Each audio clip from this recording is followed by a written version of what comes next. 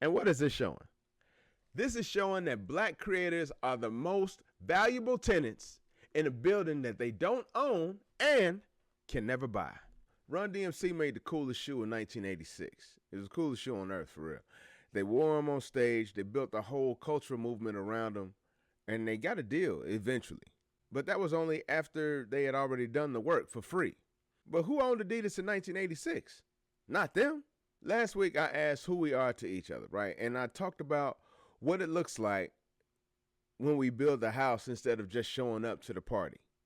This week I want to talk about what happens once the house is built. Because the question isn't can we build something together? It's can we hold on to the things that we've built after we've built them? So that's what this episode is about. So hit the like and subscribe and enjoy the ride. This is Society Breakdown. Peace, peace, peace, peace, and blessings. What's good? This is your boy 7 Inglewood's on right now in your zone, and this is another episode of Society Breakdown, where we do a little bit of analysis into the cultural diaspora. And today is no different, because today we're continuing the conversation that we started last week about building together. And today we're talking about what ownership looks like once you've done that building, and we even gonna get into a little bit of strategy. So let's get into it. So I want to get some guidelines together before we even get this thing started, right? I need you to understand that there's a distinction between spending power and wealth, right? Because you're gonna hear, people will talk a lot about one versus the other and try to make them seem like they're synonymous when they are absolutely not. And this is coming from somebody who has a degree in finance, an MBA, as well as a degree in accounting. I kind of know what I'm talking about. But yeah, spending power is not what you think it is. Spending power is what goes out. Wealth is what stays. It's what grows, and it gets passed down from generation to generation. That's what you can do with wealth. You can't do nothing with spending but give your money away. That's what spending is doing, giving your money away. Wealth is retaining your money, okay? I just want to make sure we get that square. So with that, black Americans control $2.1 trillion in buying power in 2026. That's what they say, right? And the number gets always used as part of some sort of proof of black economic strength. And look, I get it. It makes sense because it is impressive. But at the same time, it's the wrong scoreboard. Like, people talk about what buying power can do and what you can, if you compare that to other countries, we'd be the blah, blah, blah, blah country in the world. Yeah, okay, sure.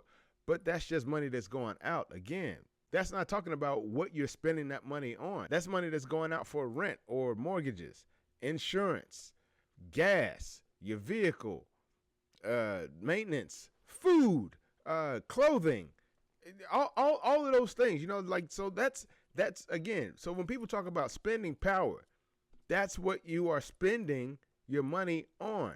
Things, stuff and things. When they talk about wealth, they're talking about what you can do with the money that you have. We don't have much. And hey, maybe I'm looking at this wrong, but I think we're not looking at it from the proper perspective, right? So let's look at it like this. So if you are somebody in the NFL and you just happen to lead the league in interceptions, well, that could be a good thing or it could be a bad thing depending on perspective. Because if you're a cornerback and you lead the league in interceptions, well, hell, that's a good thing. And hey, let's get that guy a new contract. But if you're a quarterback and you lead the league in interceptions, well, hey, we probably gonna find you a bench so you can go ahead and get that clipboard together, Johnny. So let's keep that in mind when we're talking about wealth and spending and all that good stuff and how we're looking at this. So we're making sure that we're looking at this in the right perspective. The median black household income is $44,100 in wealth, right? In the median white households, that's $284,310. That's a gap of more than 6 times. And that's in spite of the fact that black consumer spending has risen faster than overall spending across the United States. Now, I was talking last week about how we see each other, right? I asked that because it also factors into how we spend and what that money is spent on and what we're spending to do with it. Like, are you trying to impress somebody? You trying to handle your issues? You trying to do some retail therapy, or you on some spend a day cause fuck tomorrow type shit? Like, I'm not judging. But my nigga, if that's the timing that you on, then that's what we're talking about. Because It's not. It's time to be on cold, not worry about what looks cold. You know what I'm saying? It's time to worry about your portfolio, not spending on them hoes, respectfully. But real spit, we are putting more in, but at the same time, we're keeping less.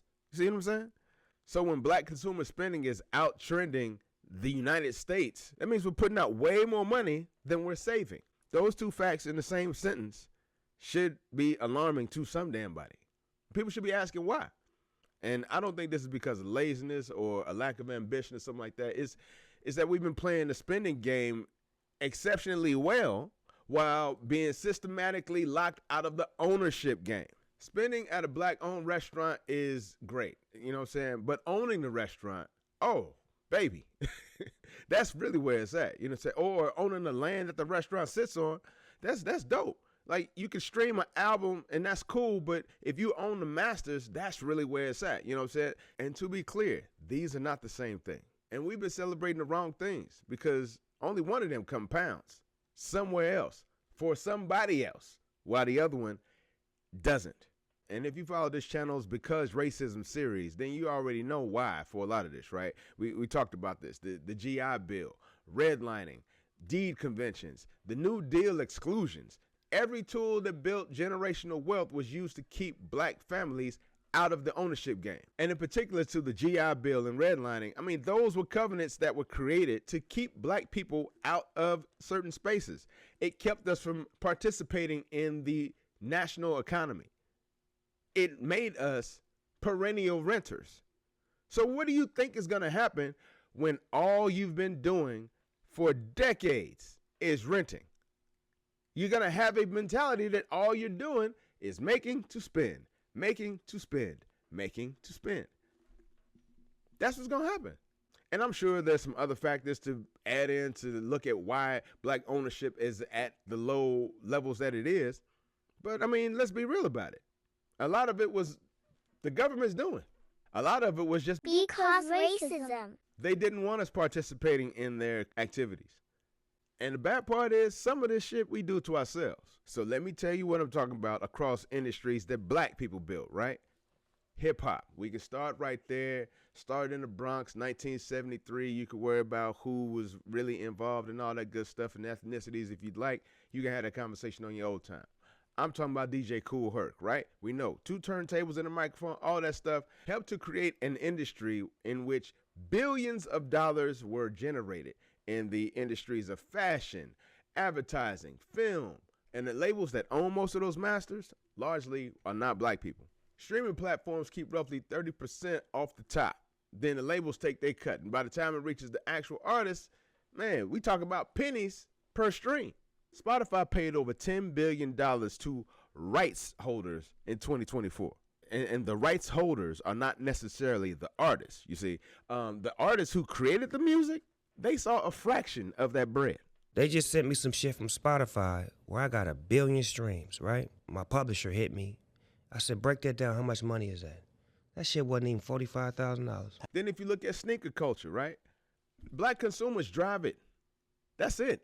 The drops, the resale, the market, the cultural cash, all of that helps to make a shoe that only cost $5 to make suddenly worth $400. You know what I'm saying? And that energy comes from us. Nike's revenue from 2025 was almost $50 billion. But the number of black people in senior ownership positions at Nike, very different number. We made it cool. They made it profitable. Then if we take it to beauty, right? Black women spend an estimated $7.5 billion annually on hair care. But the overwhelming majority of those products are made by companies black women do not own. We got Carol's Daughter that was bought by L'Oreal. Shea Moisture that was bought by Unilever. So we see in the market gets validated by black consumers and then acquired by somebody else once the value is proven. And don't get me started on the black creator economy because we see the black creators generate billions of views on YouTube, TikTok, Spotify, pick your platform. They build the audiences, establish the trends, they drive the culture, and sure, yeah, they collect the check from a platform that they never will own, but at the same time, they're sitting there in a field where white creators can steal black content unchecked. And the algorithm decides who gets further reach. The advertiser decides your rate, the platform decides your terms, and you have no control over any of that for real. And what is this showing? This is showing that black creators are the most valuable tenants in a building that they don't own and can never buy. And the pattern across all of those is that black people are the ones that are creating the culture. We are the ones that are validating the market and driving the trend. Whatever the trend is, shoes, music, art, we're doing all of that. And then somebody else builds the ownership structure around the shit that we already built. So we get to influence the world with no equity. Hashtag tendernism. In 1985, Michael Jackson bought the Beatles catalog for $47.5 million. People thought the man was crazy, right? That catalog today is worth over $1 billion. You know about Prince been fighting Warner Brothers for years. He had the word slave on his face and all that stuff, and then changed his name from a name Prince to a symbol, the circle line with the cross, whatever it was androgynous symbol. But that was his protest, right? And people thought he was difficult. But what was he teaching us? He was saying that ownership matters. The whole time he was always talking about ownership, right? And he died owning his work. And his estate has made over $100 million since his death. That's without a biopic movie. So we got Mike, Prince, Bill Withers, right? Bill Withers never sold his catalog though. So he's the one who made the songs Lean on Me, Lovely Day, Lovely Day, Lovely Day. You know what I'm saying? Ain't No Sunshine, all them songs, right? He didn't sell nothing. And his estate is still making bread. Still. On music that he made in the 70s. And so every time somebody sings or covers one of his songs or they appear in a film, and my son knows Lovely Day because it's in dang near every child's movie that he's watched so far. So when this plays on the radio, he's like, Dad, I know this song. You know what I'm saying? So, but when that song is playing on anything, or when any of his songs are playing on anything, his family gets paid. So he didn't hustle any harder than anybody else did after he retired. He just didn't sell out. Or he didn't sell. Let me say that. I don't want to say sell out. He didn't sell. He didn't sell his product. He didn't sell his works. He didn't sell his intellectual property. But now look at what's happening. Nelly sold half his catalog to Harborview Equity Partners in 2023 for a reported $50 million, right? T-Pain sold his publishing catalog and some of his masters to the same company in 2025. And look, I don't want to sit here and, act like it's a bad thing to sell in certain situations. For full disclosure, Harborview is a black-owned firm, right? So it's not as simple as just sitting here saying that all these black artists are selling out to these white organizations and white corporations. I'm not saying that. It's a little bit more complicated, right? But you can check out what Nelly said when he was defending that sale on the shop. Selling masters. You talk about that a little bit. You hear a lot of people, I would never do it. I would never do it. Why wouldn't you do it? That's your equity. That's your goal. That's why you would never have generational wealth, because what you don't understand is that that's what you're vying for. Every time LeBron steps on that court, he's doing the same thing with his body. His body's his health. Sure. Mm-hmm. Hey, look, you from the Midwest. We got love for you in the Midwest. You know what I'm saying? Chicago, KC, right in the middle of St. Louis. Hey, we got love for you with that, right? But at the same time, that is not the same thing. Your work lives on well after you have retired. LeBron ain't making another dime he's not making another basketball dime once his foot steps off that court. He can't sell basketball games from 2023. But you could sell music that you made in 2011. See what I'm saying? You can still sell that today. You get that? I hope you get that. I hope you get that, Nelly, because we're starting to realize a lot of people didn't finish college and went into music because they didn't know. Let me get off that. Anyway, look, every time Hot in Here plays at a wedding or graduation, a commercial, movie, anything like that, somebody's now gonna get paid, and it won't be you now. You see what I'm saying? You see what you're doing with that? So ain't no need to looking at ownership sideways. However, I'm not going to sit here and say that it's simple either. You know what I'm saying? Because it's hard to eat today on tomorrow money, especially when you don't know if tomorrow is ever coming. So not every catalog is necessarily a $1 billion asset. And I get that, you know what I'm saying? Because some of that music, and I say this respectfully, is aging like milk. Wow. You know, hey, METHOD man is still pumping and doing his thing. But hey, I don't know a You God hit. I'm just saying. So if somebody's out there saying, hey, You God of the Wu-Tang Clan, if I'm about to break you off a couple mil for your catalog, hey, sell today. Sell today. Get your money. Catch, rank, and collect, fam. That's all I'm saying. Get your money, because, you know what I'm saying, because I don't think anybody's out there checking for You God like that. You know what I'm saying? I don't know why You God got to catch it straight right now. I don't why You God got to catch it straight, right? I shouldn't have do it. Bad seven. And look, shout out to Nelly though, because at least he only sold half of his catalog, right? So that's smarter than selling the whole thing, and so I give him that. Technically, at least. So, in like 30 years, it comes back. It reverts back. Right. So, if I ain't took the little 50 mil and made nothing happen in 30 years, then I need my whooped anyway. Right. You see what I'm saying? Like, but here's another option, right?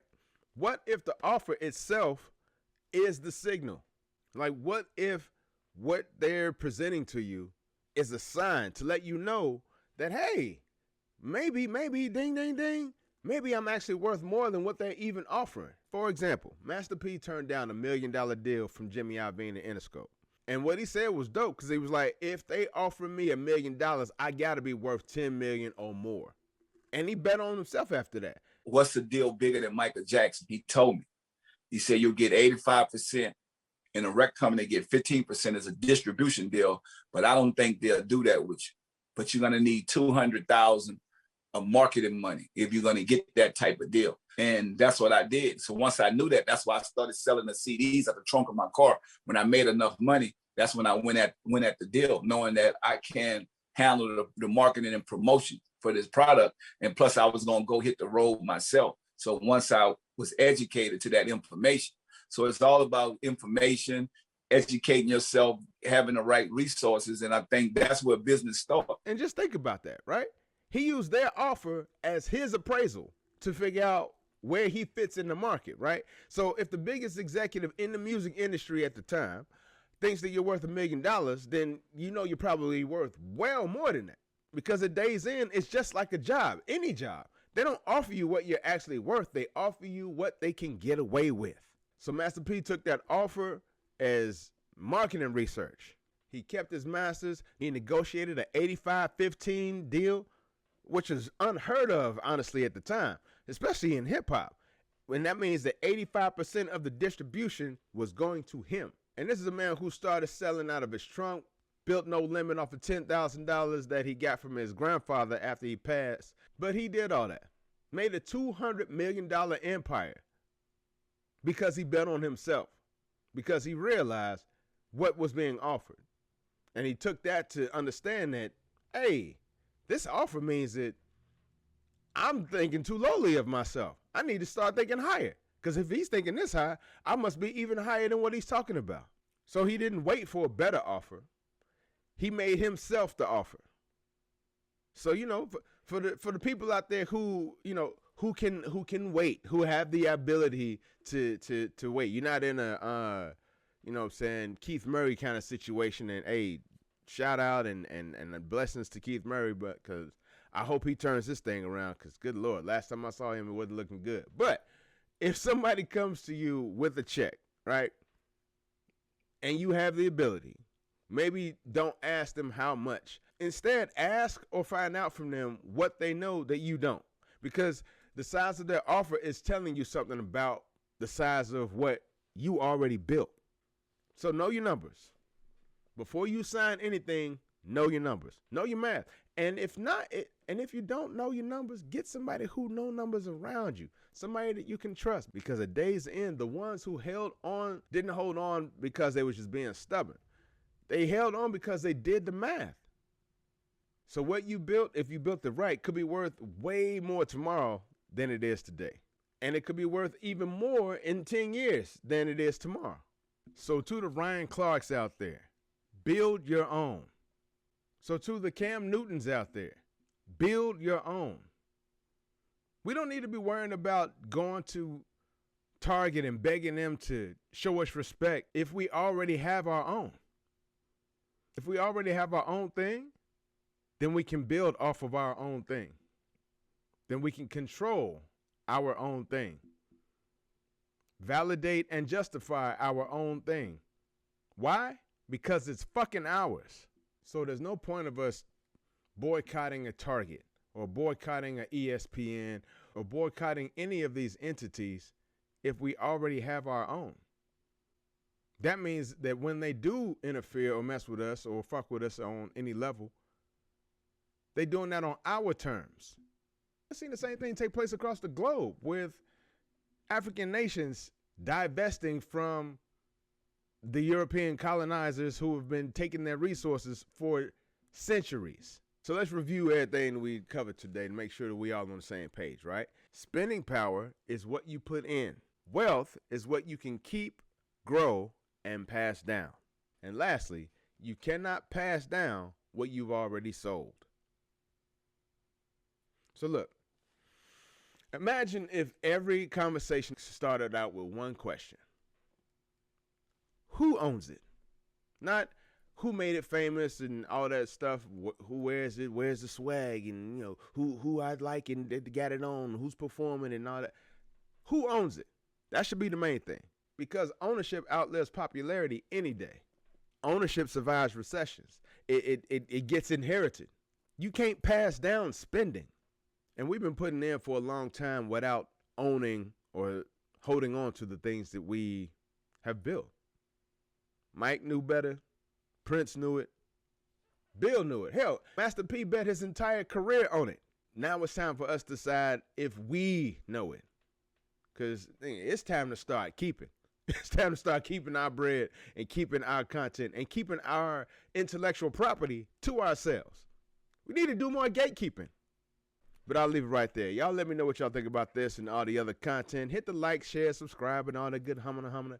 Share this with your people. Hit me up on all the platforms that you can find Society Breakdown. Holla at your boy 7 Blackman if you'd like.